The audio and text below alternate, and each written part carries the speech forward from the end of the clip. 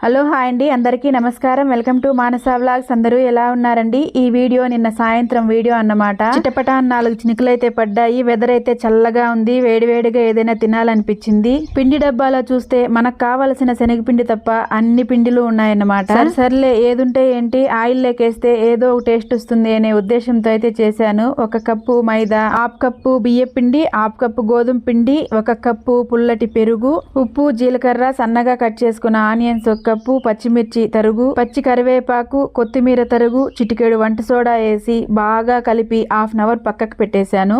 పొయ్యి వెలిగించి పెనం పెట్టి ఆయిల్ అయితే వేసుకున్నాను. ఆయిల్ వేడైన తర్వాత చిన్న చిన్న పునుగుల్లాగా అయితే వేసేసానండి. టేస్ట్ అయితే వేరే లెవెల్. మాకైతే చాలా బాగా నచ్చింది. మీకు ఎలా అనిపించిందో కామెంట్ చేయండి. అలాగే వీటికి మీరే నామకరణం చేయాలి.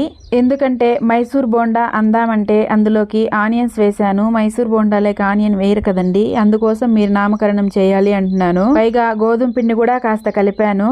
ఏదేమైనా టేస్ట్ అయితే చాలా బాగుంది. మీరు కూడా ట్రై చేయండి. వీడియో నచ్చితే లైక్ చేసి షేర్ చేయండి.